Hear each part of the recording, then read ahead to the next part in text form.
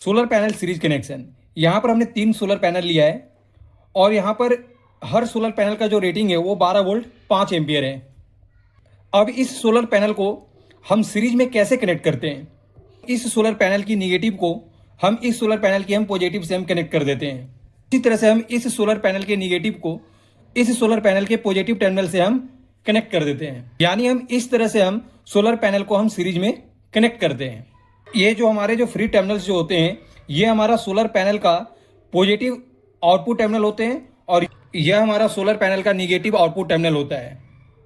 Note में यहाँ पर है कि व्हेन 2 या more solar panel are connected in series, यानी जब हम 2 या 2 से अधिक सोलर पैनल को जब हम सीरीज में कनेक्ट करते हैं तो जो हमारा वोल्टेज होता है वो इंक्रीज हो जाता है, लेकिन जो करंट जो रहता है वो सेम रहता है।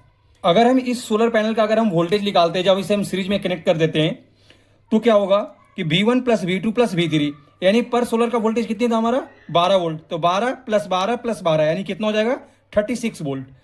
और टोटल करंट हमें क्या मिलेगा 5 एम्पियर ही, क्योंकि करंट जो रहता है वो सेम रहता है।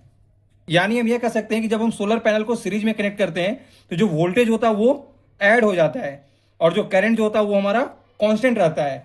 यानी इस टर्मिनल और इस टर्मिनल के बीच में जो हमारा जो वोल्टेज जो मिलेगा वो 36 वोल्ट रहेगा और करंट हमारा 5 एम्पियर ही रहेगा, यानी सेम रहेगा।